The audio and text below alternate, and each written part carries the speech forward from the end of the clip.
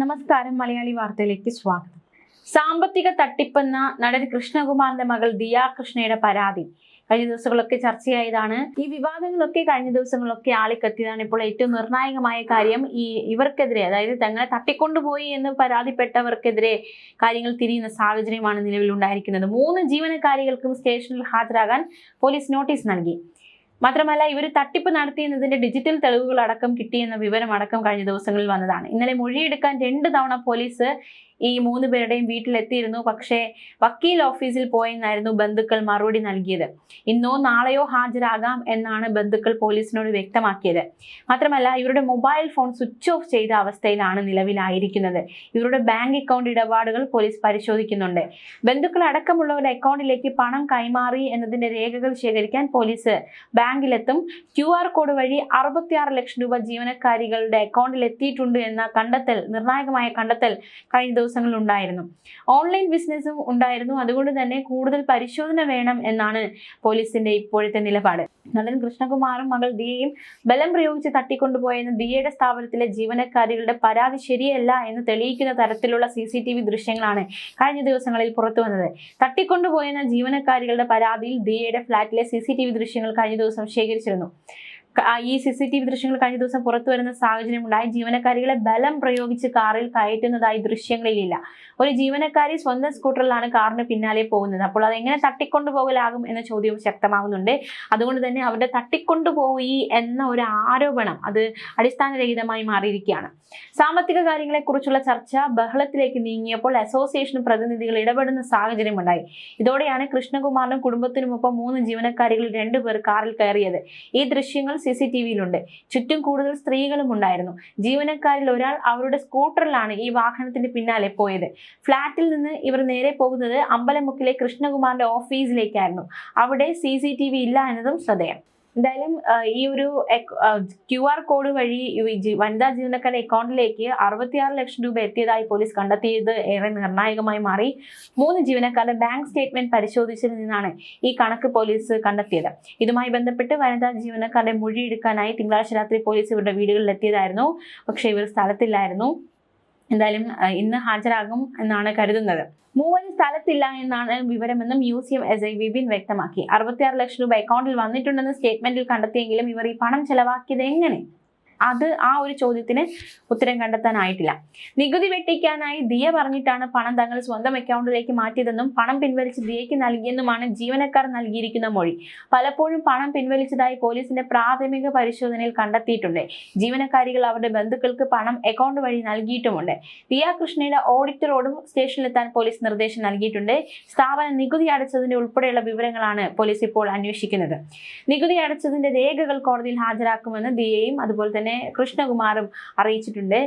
എന്തായാലും ഈ ഒരു സംഭവം അത് രാഷ്ട്രീയവൽക്കരിക്കാൻ ശ്രമിക്കരുതെന്നും താൻ BJP നേതാക്കളെയോ പ്രവർത്തകരെയോ സഹായം തേടി വിളിച്ചിട്ടില്ലെന്നും മുഖ്യമന്ത്രിയാണ് ഈ വിഷയവുമായി ബന്ധപ്പെട്ട് സമീപിച്ചതെന്നും കൃഷ്ണകുമാർ പ്രതികരിച്ചിരുന്നു. ഇതിനിടെ കൃഷ്ണകുമാറും മകൾ ദിയയും മുൻകൂർ ജാമ്യത്തിന് അപേക്ഷ നൽകിയിട്ടുണ്ട്. ഇവർക്കെതിരെ ഈ ജീവനക്കാരികൾ നൽകിയ പരാതിയുടെ അടിസ്ഥാനത്തിലാണ് മുൻകൂർ ജാമ്യാപേക്ഷ നൽകിയിരിക്കുന്നത്. തിരുവനന്തപുരം പ്രിൻസിപ്പൽ സെഷൻസ് കോടതി വെള്ളിയാഴ്ച ഹർജി പരിഗണിച്ചു. കൃഷ്ണകുമാറും മകളും ചേർന്ന് തങ്ങളെ തട്ടിക്കൊണ്ടുപോയി ബലം പ്രയോഗിച്ച് പണം തട്ടിയെടുത്തു എന്നാരോപിച്ചാണ് ദിയയുടെ സ്ഥാപനത്തിലെ ജീവനക്കാർ പരാതി നൽകിയിരിക്കുന്നത്. മ്യൂസിയം പോലീസ് ഇരുവർക്കുമെതിരെ കേസെടുക്കുകയും ചെയ്തിരുന്നു. എന്തായാലും ഇവർ വലിയ രീതിയിലുള്ള ഈ സാമ്പത്തിക തട്ടിപ്പ് നടത്തി എന്ന് തന്നെയാണ് പോലീസ് ഇപ്പോൾ എത്തിയിരിക്കുന്ന നിഗമനം. ജീവനക്കാരായിരുന്ന 3 യുവതികളുടെ ബാങ്ക് അക്കൗണ്ടിലെ ഇടപാടുകൾ സംബന്ധിച്ച വിവരങ്ങൾ പോലീസ് ശേഖരിച്ചപ്പോൾ അതിൽ നിന്ന് കൂടുതൽ വിവരങ്ങൾ മനസ്സിലാക്കാൻ സാധിച്ചു. എന്തായാലും ഇതിന്റെ അടിസ്ഥാനത്തിൽ സാമ്പത്തിക തട്ടിപ്പ് നടന്നു എന്ന പ്രാഥമിക നിഗമനത്തിൽ തന്നെ പോലീസ് എത്തിയിരിക്കുകയാണ്. സ്ഥാപന ഉടമ ദിയ കൃഷ്ണ, ജീവനക്കാരായ വിനീത, ദിവ്യ, രാധാകുമാരി എന്നിവരുടെ ബാങ്ക് അക്കൗണ്ട് വിവരങ്ങളാണ് പോലീസ് പരിശോധിച്ചത്. ഡിജിറ്റൽ വിവരങ്ങളായ ബാങ്ക് സ്റ്റേറ്റ്മെന്റ്, ഫോൺ, CCTV ദൃശ്യങ്ങൾ എന്നിവ മുൻനിർത്തിയാണ് അന്വേഷണം. ദിയ കൃഷ്ണയുടെ സ്ഥാപനത്തിലും കഴിഞ്ഞ ദിവസം പോലീസ് പരിശോധന നടത്തിയിരുന്നു.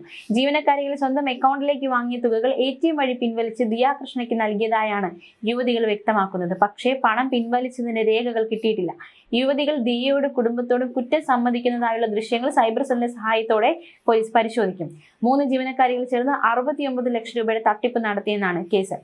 ജീവനക്കാരികൾ നൽകിയ തട്ടിക്കൊണ്ടുപോകൽ പരാതി കൗണ്ടർ പരാതിയായി പരിഗണിച്ചാൽ മതി എന്നാണ് പോലീസിന്റെ നിലവിലുള്ള ഒരു നിഗമനം. ആ ഒരു തീരുമാനത്തിലാണ് പോലീസ് നിലവിൽ എത്തിയിരിക്കുന്നത്. ദിയ കൃഷ്ണ തങ്ങളുടെ വിലാസവും ഫോൺ നമ്പറുമാണ് എല്ലായിടത്തും ഉപയോഗിച്ചതെന്നും നികുതി വെട്ടിക്കാനാണ് ഇത് ചെയ്തതുമെന്ന ജീവനക്കാരികളുടെ ആരോപണം. അതുമായി ബന്ധപ്പെട്ട് എന്താണ് പോലീസിന്റെ നീക്കം എന്ന കാര്യത്തിൽ ഒരു വ്യക്തത വരേണ്ടതായിട്ടുണ്ട്. മാത്രമല്ല പോലീസിന്റെ അന്വേഷണത്തിൽ സംതൃപ്തയാണ് എന്നാണ് ദിയ കൃഷ്ണ വ്യക്തമാക്കുന്നത്. ഫാൻസി ആഭരണങ്ങൾ വിൽപ്പന നടത്തുന്നതിന്റെ ചെറിയ തുകകൾ മാത്രമാണ് സ്ഥാപനത്തിന്റെ അക്കൗണ്ടിലേക്ക് യുവതികൾ അയച്ചിരുന്നത്. ജീവനക്കാരിൽ അത്രമേൽ വിശ്വാസമായിരുന്നു. ഇവർക്കെതിരെ പരാതികൾ വന്നിട്ടും പറഞ്ഞുവിടാത്തത് തന്റെ ദൗർബല്യമാണ് എന്നും ദിയ കൃഷ്ണ പ്രതികരിച്ചിരുന്നു. കഴിഞ്ഞ 11 മാസത്തിനിടയിൽ ഇവരുടെ UPI ബാങ്ക് ഇടപാടുകൾ പരിശോധിച്ചപ്പോഴാണ് ലക്ഷങ്ങളുടെ കൈമാറ്റം സ്ഥിരീകരിച്ചത്. ഇതിൽ ഭൂരിഭാഗം തുകയും പിൻവലിച്ചെന്നും കണ്ടെത്തിയിട്ടുണ്ട്. ഓഡിറ്ററെ ഉപയോഗിച്ച് ബാങ്ക് ഇടപാടുകൾ വീണ്ടും പരിശോധിക്കുക എന്ന തീരുമാനത്തിന് പോലീസ് എത്തിയിട്ടുണ്ട്. ഇതിനിടെ പോലീസ് അറസ്റ്റ് അടക്കമുള്ള നടപടികളിലേക്ക് കടക്കുന്നുവെന്ന് മനസ്സിലായതോടെയാണ് വനിതാ ജീവനക്കാർ അഭിഭാഷകൻ മുഖേന മുൻകൂർ ജാമ്യാപേക്ഷയ്ക്കായി തിരുവനന്തപുരം പ്രിൻസിപ്പൽ സെഷൻസ് കോടതിയിൽ അപേക്ഷ നൽകിയത്. 11 മാസമായി സാമ്പത്തിക ഇടപാടുകൾ നടത്തിയത് സ്റ്റാഫുകളാണ്. ഇവരുടെ അക്കൗണ്ടിലേക്ക് വന്നത് 27 ലക്ഷം രൂപയാണ്.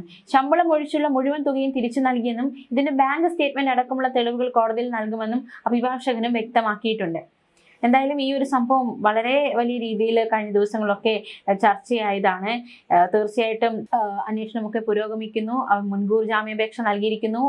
ഈ യുവതികൾ, അതായത് പരാതിയുമായി വന്ന രംഗത്ത് വന്ന 3 യുവതികൾ അവർ അഭിഭാഷകനെ സമീപിച്ചിരിക്കുന്നു. തീർച്ചയായിട്ടും വരും ദിവസങ്ങൾ എന്താണ് കേസുമായി ബന്ധപ്പെട്ടുള്ള കൂടുതൽ കാര്യങ്ങൾ എന്നത് അതിലൊരു വരും ദിവസങ്ങളിൽ ഒരു വ്യക്തത വരും. ദിയ നടത്തുന്ന OBY എന്ന സ്ഥാപനത്തിലാണ് 69 ലക്ഷം രൂപയുടെ തിരിമറി നടന്നതെന്നാണ് കൃഷ്ണകുമാറിന്റെ കുടുംബം ആരോപിച്ചത്.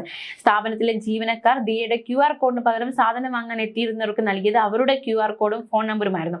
ഇതൊരു വർഷത്തോളമായി അവർ തുടർന്നു. ഈ ഒരു കാര്യം ആദ്യം കണ്ടുപിടിച്ചത് കൃഷ്ണകുമാറിന്റെ മകൾ ഇഷാനിയാണ്. ഇഷാനിയുടെ ഒരു സുഹൃത്ത് ഇവിടെ നിന്ന് സാധനം വാങ്ങിയപ്പോൾ ജീവനക്കാർ നൽകിയത് അവരുടെ QR കോഡായിരുന്നു. ഇക്കാര്യം അപ്പോൾ തന്നെ സുഹൃത്ത് ഇഷാനിയെ അറിയിച്ചു. സംശയം തോന്നിയ ഇഷാനി ദിയയോട് കാര്യം പറഞ്ഞു. ഇവിടെ നിന്നാണ് ലക്ഷങ്ങളുടെ തട്ടിപ്പിനാണ് താൻ ഇരയായിരിക്കുന്നതെന്ന് ദിയ തിരിച്ചറിഞ്ഞത്.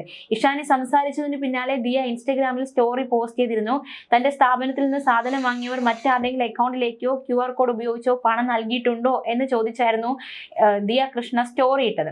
ഇതിന് മറുപടിയായി എത്തിയത് ആയിരക്കണക്കിന് സ്ക്രീൻഷോട്ട് അടക്കമുള്ള തെളിവാണെന്ന് ദിയയും കുടുംബവും പറയുന്നു. തട്ടിപ്പ് തിരിച്ചറിഞ്ഞതോടെ ജീവനക്കാരോട് ദിയ ദേഷ്യപ്പെട്ടു. ഗർഭിണിയായതുകൊണ്ട് ഒറ്റയ്ക്ക് ഇക്കാര്യം കൈകാര്യം ചെയ്യാൻ കഴിയില്ല, വീട്ടുകാരെ താൻ എല്ലാം അറിയിക്കുകയാണെന്നും ദിയ അവരോട് പറഞ്ഞു. അവിടെ നിന്നാണ് കാര്യങ്ങൾ ഇതുവരെ എത്തിയത്. എന്തായാലും കേസ് അന്വേഷണം പുരോഗമിക്കുന്നുണ്ട്. ഈ ഒരു സ്റ്റോറി ദിയ കൃഷ്ണ തന്റെ ഇൻസ്റ്റഗ്രാമിലൂടെ ഈ ഒരു സ്റ്റോറി ഇടുന്നു.